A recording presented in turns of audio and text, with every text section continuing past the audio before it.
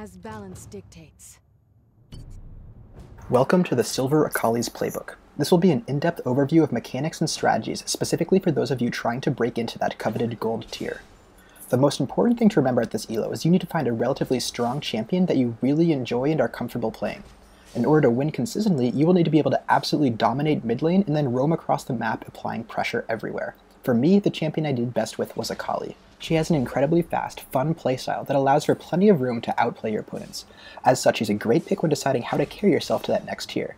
It's also important to remember that your own comfort and skill level with a champion often matters a lot more than counterpicking. For example, I know that I play Akali at a much higher level than I play most other champions, so even if Akali might not be the most optimal choice on paper in certain matchups, I know she still is the champion that will give me personally the best chance of winning in most of my games. Okay, let's take a quick look at her skill set.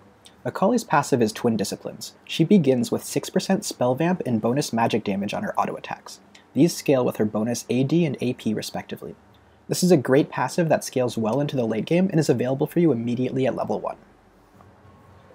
Akali's Q, Mark of the Assassin, is a high damage single targeted nuke on a very short cooldown. The skill does upfront damage but also leaves a mark above the target's head for 6 seconds. If Akali auto-attacks or hits a marked target with your E, Crescent Slash, the mark will be consumed, restoring energy to Akali and dealing damage again. Akali's W is Twilight Shroud. This is a ground-targeted area ability that slows enemies passing through it while granting Akali stealth as well as armor and magic resist. The stealth is broken for half a second if Akali attacks or uses a skill while in a shroud. Notice how Akali remains stealth for a short period of time after leaving the shroud as well. Akali's E is Crescent Slash. This is a physical damage point-blank AoE on a short cooldown. As mentioned before, the skill can be used to trigger the second portion of damage from Mark of the Assassin, and is a great tool for farming and wave clearing as well, especially as it scales with both AP and AD.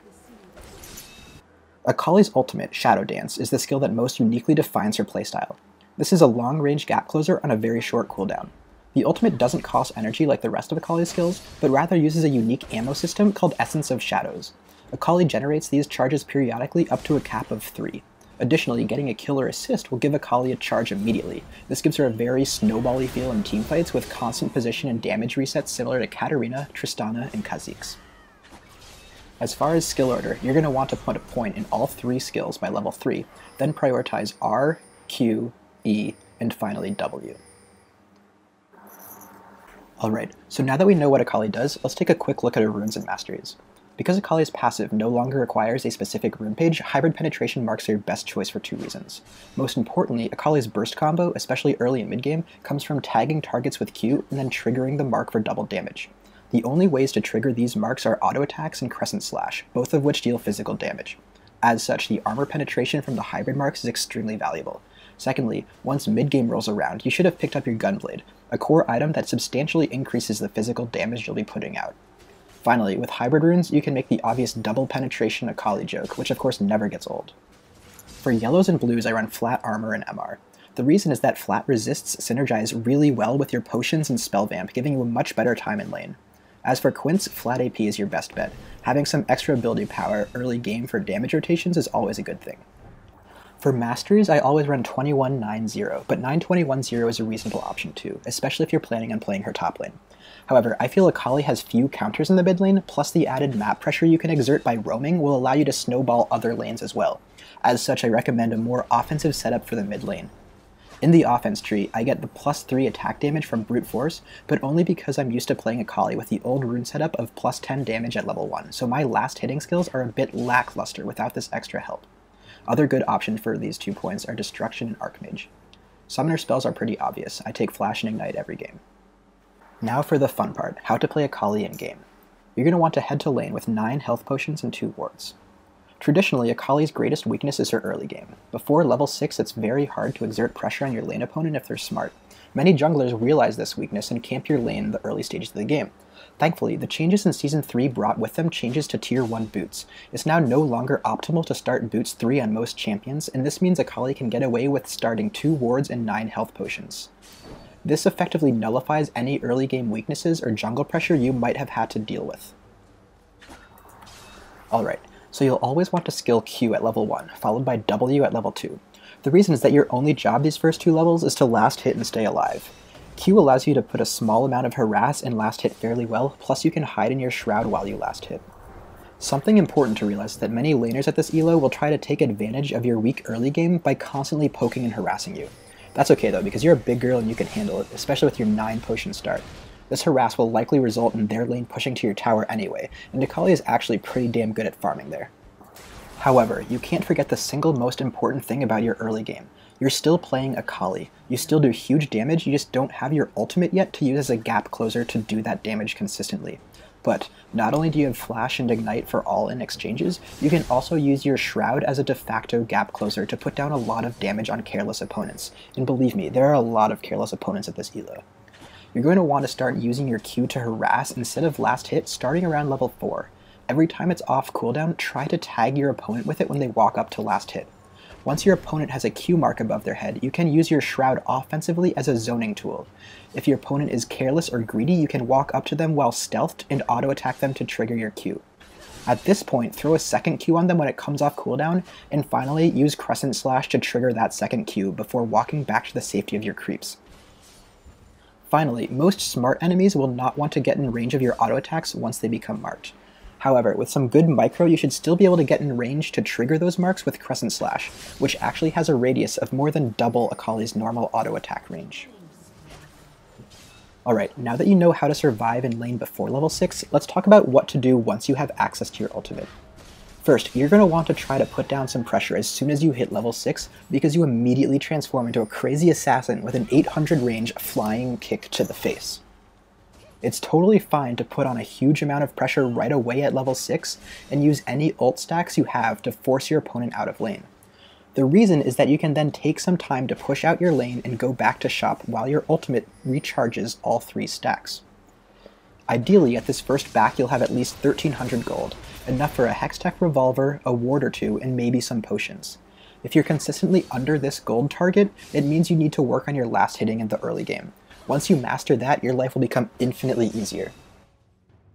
After picking up your revolver, make sure you put on your tryhard pants as you walk back to lane, because you're about to go hard in the motherfucking paint!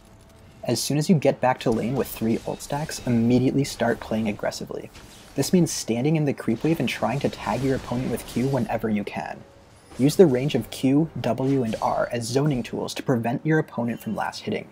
As soon as you tag them with a Q, you want to wait about 2 seconds before ulting onto them and triggering the mark with an auto attack. At this point, your Q should be off cooldown for a quick QE damage burst. This double Q proc combo in conjunction with your ultimate is your bread and butter damage rotation going into mid game, and if you play it right, you should be able to bully any lane opponent. However, if your opponent is playing incredibly passively, executing a quick RQE damage combo is always a winning bet. Another thing to remember is that you can use your ult to jump to enemy and neutral minions as well. This makes Akali incredibly annoying to gank, as a simple Shroud plus ult back to the creep line will generally get you out of harm's way. Alright, let's take a second to talk about items. As I mentioned, you want to pick up the revolver as your first item, as the sustain and damage it provides early game is incredibly helpful. The next items you want to buy are tier 1 boots and Bilgewater Cutlass, which you want to turn into a Hextech Gunblade as fast as you can. This is your core item on Akali and the first major item you want to complete in any game you play. As an assassin character with no real CC, the active on Gunblade is one of the most useful and powerful active abilities available to you, plus all the stats it gives are incredibly useful as well, especially with the hybrid penetration marks you're running. Ideally, you'll want to upgrade your boots to Sorcerer's Shoes next. Around level 11 to 13 you should have a full Gunblade and Sorcerer's Shoes, making you the strongest champion in the game at this point. Mercury Treads are also a fine alternative if the enemy has a prohibitive amount of CC. After that, there are a couple paths you can choose. Haunting Guise is fantastic for a mid-game power spike, while Lichbane, Abyssal, Deathcap, Jonia's Hourglass, and Warmogs are all great options as well. I find myself building a Haunting Guise or Warmogs most often as my third item after boots. If your team has a really strong tank line and initiation, consider more glass cannon items like Deathcap and Lichbane. Otherwise, it's never a bad idea to pick up a Giant's Belt in mid-game for the extra HP. Eventually, you'll want to buy a Void Staff if the enemy team starts stacking MR, and possibly a Jonia's or Guardian's Angel if you're being quickly focused down in teamfights. Okay, now that you're starting to bully your lane opponent, you should think about roaming. It's incredibly important as the mid lane carry to help out your bottom and top lanes if they start to fall behind. Make sure you are always asking where enemy wards are and try to think of ways to get in their lane without being spotted. One easy trick is a simple lane gank immediately after basing. Remember that you'll have 3 ultimate charges to use by the time you get to their lane in addition to your Gunblade, so if the enemies in bottom lane, for example, are pushing to your tower, you can ult onto a creep and then ult onto the AD carry and slow them with Gunblade active. Your W will also slow enemies walking through it, so it's a good idea to throw it down offensively when ganking. If you can get 1 or 2 kills in your bottom lane, it will go an incredibly long way towards securing your team's late game potential by providing your own AD carry with an opportunity to get ahead and farm up. Your job is to facilitate their late game by providing lane pressure in the mid game. This also means aggressively calling for small-sided fights around objectives like Dragon once you become strong. If you can pick off a careless opponent, it's always a good idea to force a one-sided objective and help secure your team's lead in late game success. Speaking of late game, as Akali, you need to adjust your playstyle once you get there. Early and mid game, you want to be going ham at every opportunity. Late game, you cannot be as careless. Instead, constantly check the score screen to see how many oracles and pink wards the enemy has in their inventory, so you know when you can dive with your shroud and when you need to play safe. When it comes time to team fights, you want to avoid initiating at all costs unless you have an item like Guardian Angel or Zhonya's. Remember, if you are snowballing the mid game, you likely have the most gold on your team or close to it. You cannot afford to dive in and trade 1-for-1 anymore, as your team may get wiped out after you're gone. Thus, you want to identify the biggest threats on the enemy team and wait around the outside of the fight until your tanks initiate.